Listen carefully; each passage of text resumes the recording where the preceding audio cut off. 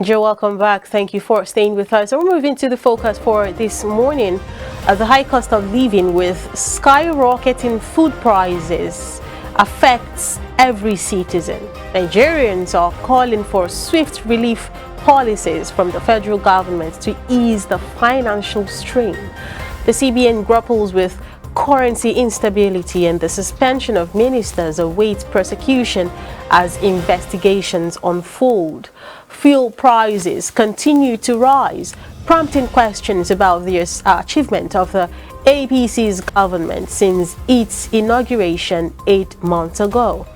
Today on the show, we will have critical discussions on the pressing issues shaping our nation as we explore these topics, discuss President Tinubu's policies and achievements, and shed light on the nation's economic challenges. And of course, to have this conversation with us this morning is Mr. Razak Olokoba. He's a public affairs analyst, and he's joining us this morning. Good morning. Thank you for joining us, sir. Thank you very much. Good morning and Happy New Year. yeah, we haven't seen this year. Happy New Year to you. Correct. All right, let's start off this way. So much has happened even in the last 1 month. I mean, the year is barely a month old, or two, since we're already in February. But there's been a lot of back and forth, new developments. Let us get your quick assessment to the present situation, you know, in the country, economically and otherwise. How do you react to what we're having to deal with right now? Well, I knew it would get to this point, given the understanding of what we have about the shape of things to come. So me, I'm not amazed, and I kept preparing the mind of people who will likely listen that gestation period is always a tough period. When we are coming out of challenges like this, it comes with a lot of hurdles, and each time we want to cross any hurdle, there's always a price to pay for it. You can't determine which direction the challenges will come from. Just as the policy that may also take us of where we find ourselves is also experimental.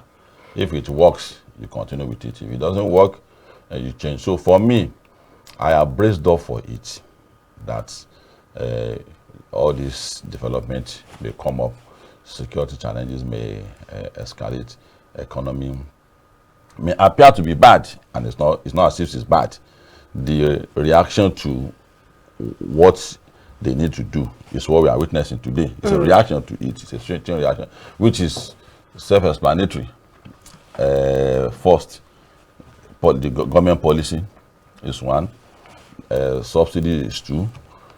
We run an economy that is influenced by dollar. So anything that happens to dollar will definitely affect our economy, either positively or negatively. So nobody will sit me down to explain what I already know to me. So I knew it's going to be this way. And for me, I prepared my mind that before we begin to see a light at the end of the tunnel in terms of improvement in the economy, it's 2 years. You know, I've always said it on your program, I said it on another forum.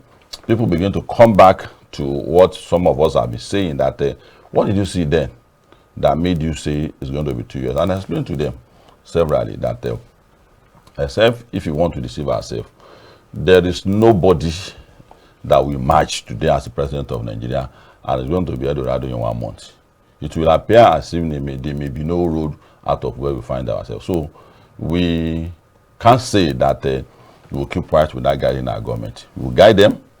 We will continue to tell them what we are supposed to tell them. And one of the things we need to tell the president is to make himself appear to the world that he's addressing the challenges, which is engagement. He needs to be engaging us. He needs to be talking to us. If you go for surgery, God forbid bad thing, you come with pain. But doctors will always prepare your mind that will give you something that will not make the pain. So if the pain comes eventually, you brace for it already. So they need to let us know. The courage must be there to say that things may be a bit rough. And he said it tacitly, but we don't need to say him tacitly. We need him to tell us we are the one in it, and is in it with us. So he needs to tell us, and it shouldn't be coming from me as an analyst. I'm not in government. I'm just trying to say it as it is, that it's not going to be over me now. So just don't ask me the question to say that okay, when is it going to be over?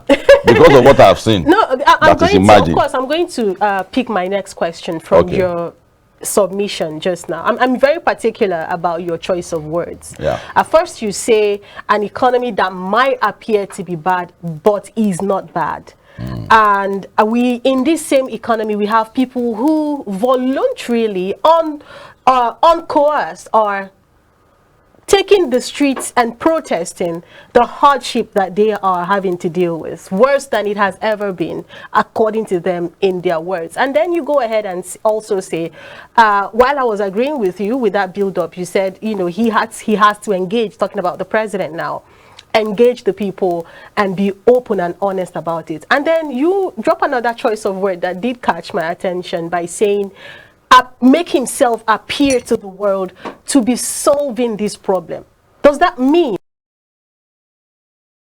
that he's really not solving the problem, but let's make it look like we're solving? Because why I'm harping on those choice of words is because we are, like you mentioned, we're all living in Nigeria, and all of us, they Lagos like this, right? And we know how much we bought fuel this morning, and how much we bought it yesterday, and how much we might likely buy it by evening or tomorrow morning. So we're all living this experience together, and promises were made. And on this same platform, we did have you that period, just shortly after the inauguration and elections. And you've always, actually, I must give it to you, stood on your path, you hold on to it. You keep saying we need to give them time. Good, you're a man of your words, I really like that. But I also made sure, my colleague and I, we always brought it to your notice that it is important to understand that, okay, it's a new government, they are trying to put things together. As at the time we were having this conversation, he didn't even have a cabinet. I must give it to him, right? But now we have a cabinet. We have everything set in place. So many promises that were made at the time that were supposed to be in the front burner, we're supposed to start off with, and of course, is the fuel subsidy removal, the reactions that would come with it, and how to quell it, at least to make life easier for a bit before we, you know, get into the entire flow of building our nation, like how I like to call it. And you make this statement of making it appear as though he's solving the problems, and yet none of these problems appear to have been solved. Instead, more problems keep cropping up. We still don't have CNG buses. We still do not have anything happening in the education sector. Agriculture is still way behind the burner. Aviation is in shambles, and so is every other sector. And my point is, because I'm holding on to that thing you said, appear as though you're solving problems. No, you won't lose it. I need to drop. So I'm holding on to it. If he's appearing to be solved, he's not even saying anything. Like, there's no blueprints, no plans to solve these issues. How do we then know that these issues will be looked into eventually, since we are appearing like we're solving it and not really solving it? The first thing I will tell you is that, and all the viewers at home, we are not analyzing Americans' problem. It's Nigeria's problem. Analyzing our problem. The same way I would tell the president to have the courage to explain what he's doing to Nigerians and say that there's going to be pain. It's the same way I will also encourage Nigerians to have the courage to admit that our situation is bad. And that bad situation is not going to go immediately. It's a courageous thing. But we don't want to do that mostly in Nigeria, particularly because we are too spiritual. Everything boils down to God. So, and I will assert my position that I'm not going to change my word. The problem will not go away easily. The earlier we get into the driving seat with the president, the better. Talking that you are doing, people are listening to you. And on account of what you are saying, they will act on it. But if you encourage them, be serious about what you want to do to make this government work, the better. Let the people understand that the challenge we find ourselves is not a garbage in, garbage out. Having said that, anybody that takes a loan and takes away 70% of his salary will have to adjust his lifestyle.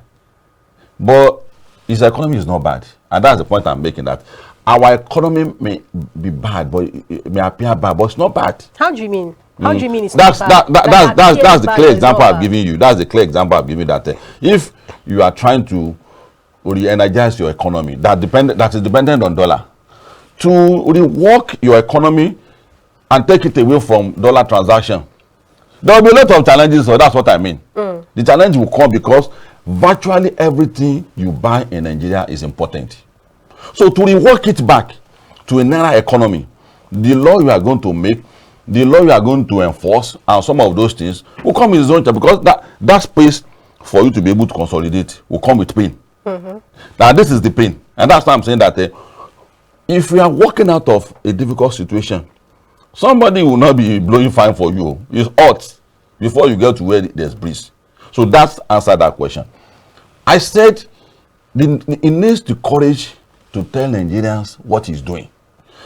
The government of this country, they have an habit of, what would the people say if we say things will be bad? Would they hold me responsible? And that's the kind of courage you should have. They are the author of all this problem. We are going to be responsible because you are the president, but you're actually not the author. And that is what should give the president that courage to say that me, I inherited this thing. Obama just said it.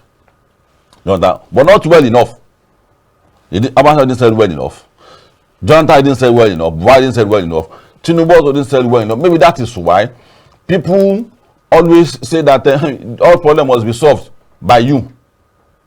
So, and we kept encouraging all of them that this position from the weakness, that you won't tell Nigerians that see, we are in these things together, and it's a shared responsibility. You have your role to play, I have my role to play.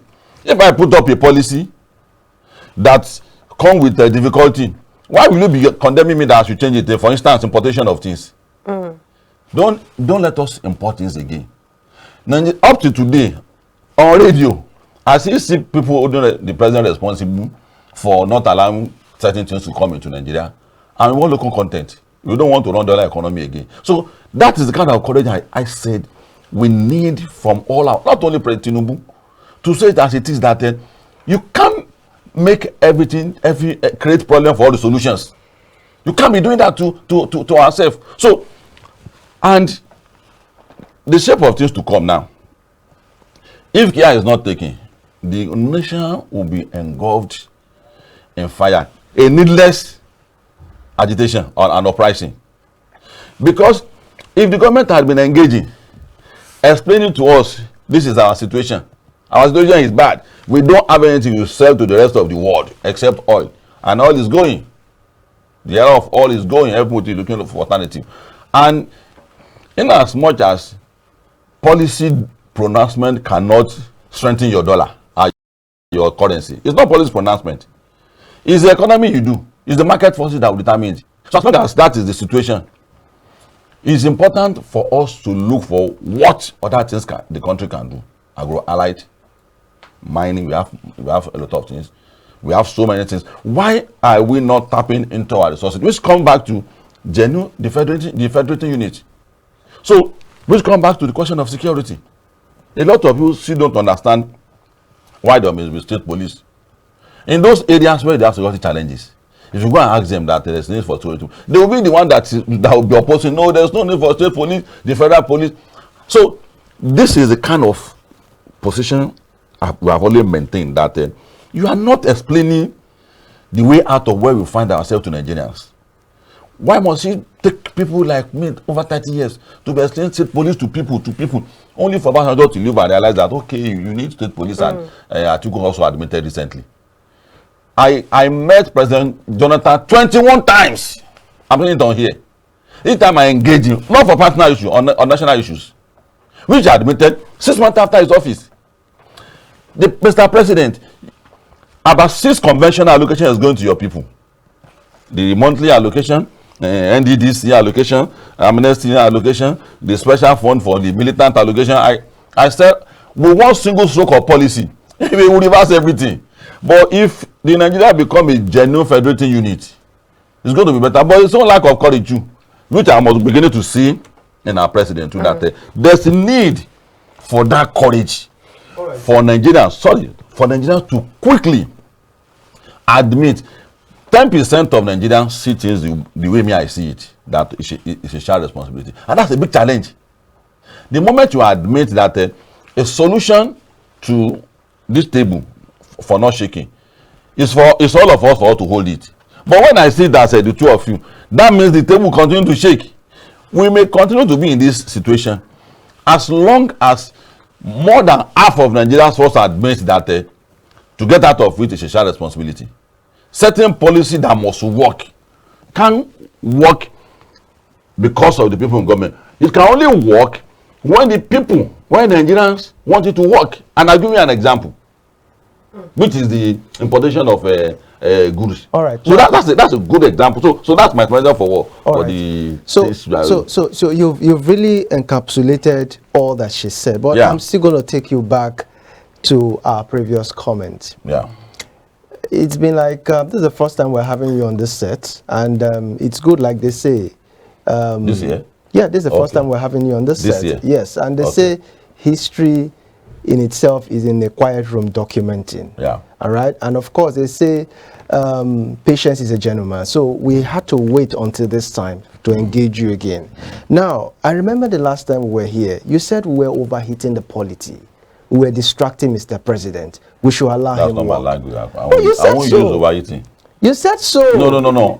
You said so. No, what I mean is that. And I said, okay, let's wait. No, the description you gave, I said so. But I don't use overeating. You said because we allow so many of these things, especially when politicians use us to be able to. So that's why I'm bringing it back to the same issue. Yeah. Now, this is 8 months down the line. Yeah. In your statement right now, you said the economy may not appear as bad as it seems. I don't understand that. And I'm going to give you statistics. We've had about 2,423 lives lost in the last 8 months. A figure sometimes can be deduced for over a period of 8 years or 4 years. But in 8 months, we're already having 2,423 lives lost under the reign of Tinubu. Now, insecurity. Okay. 1,872 have been abducted.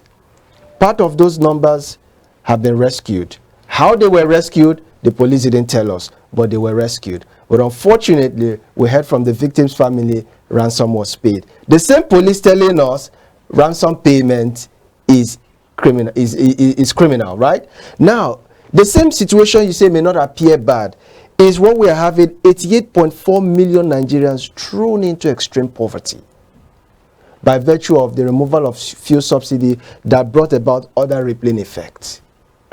The same economy, we've had more multinational companies exited the country, which of course has given a rise to the number of job loss. You said the economy doesn't seem to be bad. Now, I'm going to take your mind back again to the same economy that we are. The CBN governor was summoned by the Senate, and in his speech he said the reason for the depreciation of Naira is as a result of the fact that Nigerians are so much in their number who are going abroad for education. While in your statement, you said the reason why Naira has depreciated is as a result of the fact that we depend solely on imported goods, which in this statement is true. And then how does this analysis that I've painted show to you that the economy is bad? What he said does not negate what I said. We are having two conflicting statements. No, it's not conflicting. I said we run a dollar-based economy. By virtue of what we buy? Yeah, by virtue of what is that not true? Obviously, not education, you said. No, is that no? I want consumable goods, you mean? Not education. No. Is that not true? Not on education. No. What I said does not negate what he has said. Several factors. I'm going to react to that, but just several factors that is responsible for why we are dependent on dollar. It's also education. Education is also a product. Can I also remind you? Sorry. Okay. So that I will not lose the flow. All right. You are purchasing knowledge. which can be procured in Nigeria. The reason for that we may debate another day. Education is not supposed to be commercialized. So let's not say you're Who told you purchasing. cannot be commercialized? No. Why are you It's a social. deceiving It's a social program. It shouldn't be commercialized. let me leave that. I'm going to come back to that statement, but just address your point. See, if you are a journalist, let's acquire some knowledge about how you run a neoliberal economy. A neoliberal economy, the deciding factor is profit. Profit is a capitalist economy. You are not living in Russia, where education is almost free. You are living in a capitalist world where you pay for virtually everything, and people assume that survival of the fittest is the order of the day. So, and the quality of education, when Awolowo was alive, people were not as much as this. If Awolowo had been alive today, Awolowo is my hero anytime, any day. He would have done what? Education will not be free again because of the growing population. So, the quality of education we have today, where a graduate from year 1 to year 4, you look at what makes him a graduate as a medical student. Can't come only from the government. That's the reality. I'm not a capitalist, but that's the reality. So when it comes to certain issues, and that is why I keep warning people that you assume that this country belongs to the people that are there ruling us. It belongs to all of us. They're not the policy makers. It belongs to that. Making of policy. Do their flow, policies not shape us? and policy making flows not from them. Policy making flows from you. But in Nigeria, we have an attitude of saying that I make that policy. Let's see what you are going to do about it. The loss of life may not get better. Now, the loss of life. Let me quickly say this: the insecurity, the loss of life, and that is why you better educate all people that are watching, not only you and everybody. If you are talking about loss of life, you better keep insisting and asserting your position that the loss of life that we witnessed under Obasanjo it increased when Jonathan came there. It increased when Buhari came there. So Tinubu has gotten there now. It's increased. I'm when saying, Tinubu I'm leaves, saying when Tinubu 2,000 leaves, plus in just I'm not. I don't have the figure. Is that and you might be right. Is that not you too might much be right for a period of 8 months? Wait, you might be right. Okay. But what is responsible for it is the security architecture of this country is rickety and cannot guarantee your security. That is why you should join people like us in insisting. Don't just ask the question that what is responsible for this apart from the economy. Economy is a constant factor for insecurity. The way we secure this country can guarantee us safety of our life. But you trusted you trusted Jagaban. And I said, I trusted, and I said that in trusting Jagaban, we must supervise him. Now you are saying don't leave the responsibility of you as a citizen. We are still going to be mounting pressure on them. But now let me make this comment, because you said just a few minutes ago, which also contradicts your statement the last time you came here. I said Bola Ahmed Tinubu has never been in the motion or habit of engaging people, and you said if only right here, if only they can be engaging the people. What engagement do you want from someone whom has always put up that position not to engage people to not start engaging people now? What do you think will have to change? Engagement of people from government to government differs the way they handle it, and this time around, it has to escalate more than what they have been doing before. When Obasanjo was there, he has his own pattern, he has his own method. The same practice. Can I make my money? Okay. When Jonathan also came, when Buhari also came, for the kind of situation we find ourselves today, I'm fear of my colleagues. Civil society, we are putting up a town hall meeting tomorrow. So for you to know that if I come here to talk, it's not just because this has been my position, even with Jonathan's government too, and with Obasanjo's government too, that the reality of what the citizens must do. I don't agree with virtually everything with Obasanjo. Now, a few days ago, but when it comes to sharing responsibility to citizens, people always amazes me with what I've said, that yes, that's the truth. So on Tinubu too also, is anytime, any day is my man. All right. But let's look at to say that you assume that 100% of what the president must do is by adopting this kind of position, that the president must do this, the president must do that. You have to outline what he must do, and you must be assertive. Come and join us on Tuesday. We want to be assertive that you own Lagos. You created a lot of agencies in Lagos. And that's why Lagos, people kept coming to Lagos to Since 1994, the census we took of people come to Lagos are far, far higher than people who are living in Lagos, which in Lagos is increasing every day. It's the facility. So, what's wrong after 8? Why not do what you're supposed to be doing now? That is your role as a citizen. It's not to just assume that immediately they get there, they must know what to do. It's wrong. And that is the essence of why you brought me here. To say that, okay, I believe that you want to restructure Nigeria, which is your promise. That's what you live for. You did it in Lagos. Do it now. If you don't do it now, let's remind you that there's no guarantee of prosperity for Nigeria. And that should be your role and my role. The same person you're telling now that we should be part of the system. Not part of the system. Play your own role. You must supervise your government. You are not supposed to be part of government to play your role as a citizen. Did you see the statement coming from the presidency through Bayo Ononuga? That what? To Atiku. Who was telling him that, look, these are issues that you need to face. But the last statement we got is he's reacting out of hangover.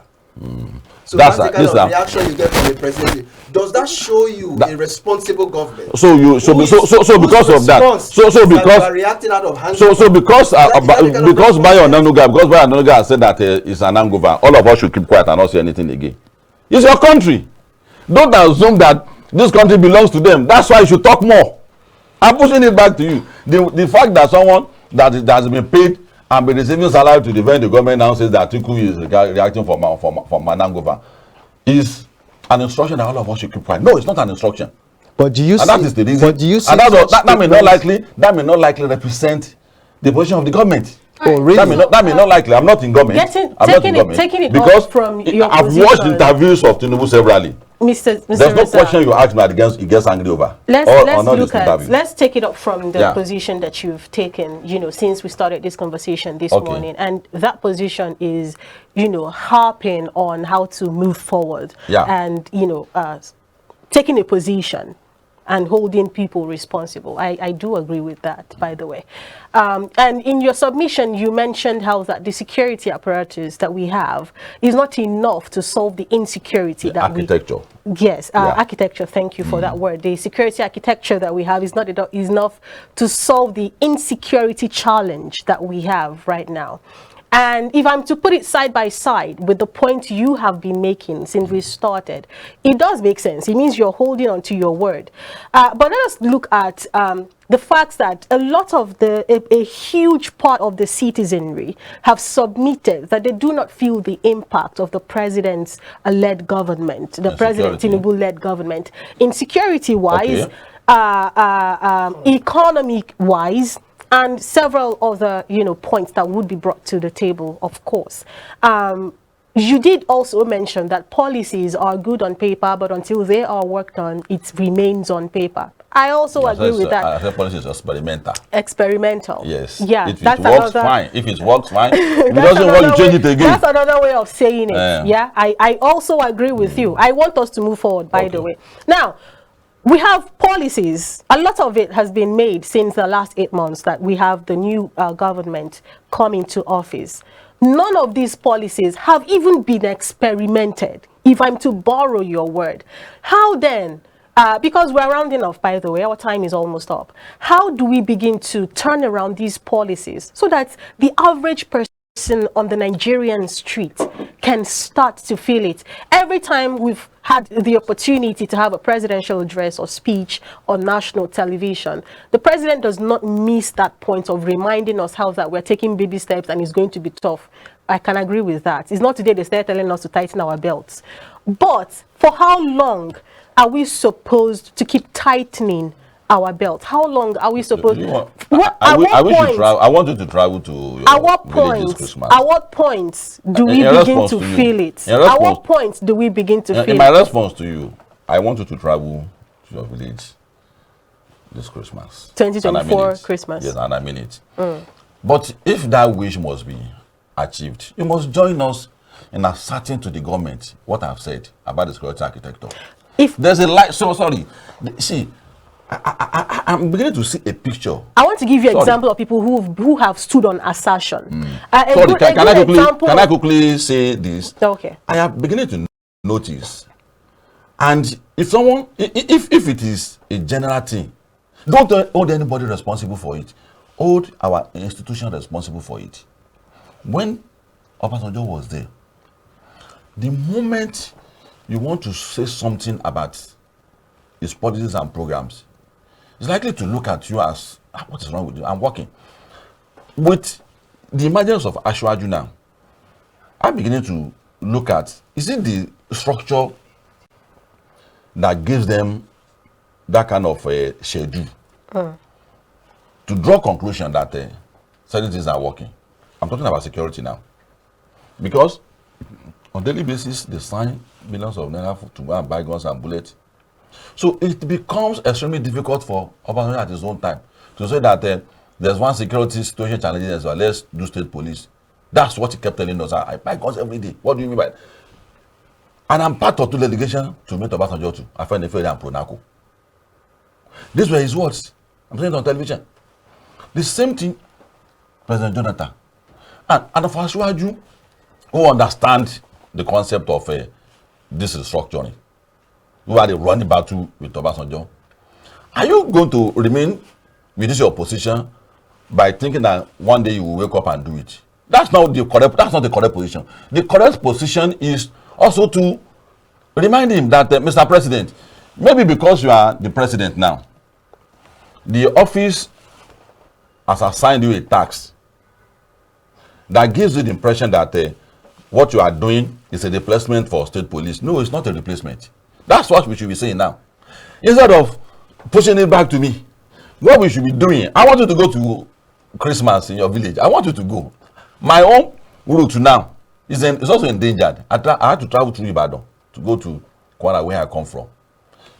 It's also a danger zone. That's the state with the killing. You just mentioned restructuring. And if you will agree with me, restructuring is an entire kettle of fish on its own. That's restructuring. It's not don't tell anybody magnify it for you. It's as simple as state police. It's as simple as people state having access to their security. It's as simple as what Buhari has done. I agree with by you. saying that states should start generating life for themselves. What is the process and the procedure that has to be gone through for restructuring to actually happen?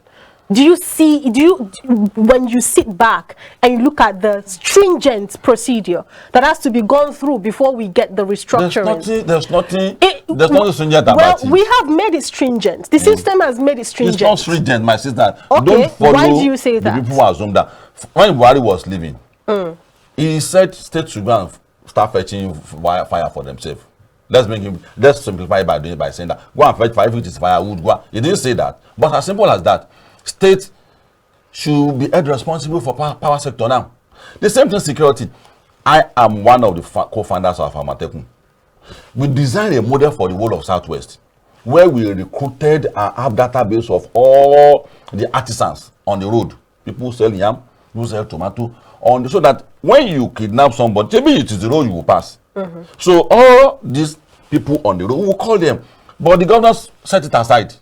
They turned into political appointment. I go and give party, hey, 3 slots. I said, no. He said, no, that man has been looking for appointment for 3 years. I said, that's not security. Security is passion. So the president just needs to approach the parliament and say that it's time to give state power, more legislation to secure the state. And as it is, there is no state in the federation that requires too much legislation to defend themselves. So for me, restructuring is as simple as what Buhari has done with power sector. Let Ashwaju follow it up with the state police. Let him follow up with access to our resources, and reverse the trend of the federal government feeding the state government. That's one part of the umbilical cord I said is locked together. And the earlier we start realizing that we must begin to demonstrate how to separate from each other.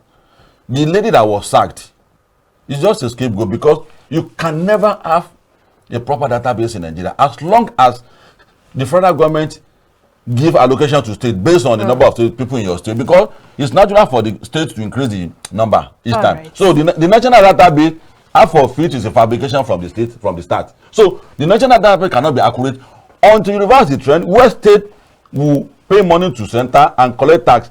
The state will declare the actual number. So any number you send to the database will be correct.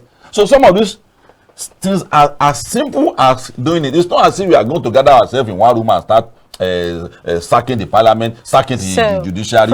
So it's as simple as that. And the earlier you join me in this drive, the better. Don't leave it to the government. Don't leave it to guys like us that are calling for it. You should also be part of it. It's a shared responsibility. All of us must be in it together. It's a shared responsibility, and it's as simple as a legislation, right? Yeah. Good. It's unfolding. The government of Bola Ahmed Tinubu is 8 months old. We have over 7 years ahead of us, right? God spare our life. I will come here when it's 2 years old. Of course. I want 3 years. You know that's what I'm about to say. We're going to keep having you as it's unfolds. Of course. We keep talking about it. Thank you so much, Rizal. And I hope and pray I will not say that. No, that's not what I had in mind, though. I will say that. I'm sure I will not say that. I mean, time will tell. And there will be performance. Thank you once again for showing up. We appreciate your time. iBrand, day break. When we return, we'll get the opportunity to finally hand the Super Eagles of Nigeria the flowers, well-deserved flowers. Dennis Ofik will be joining us to do that in the sports segment coming right up after this timeout. To stay with us.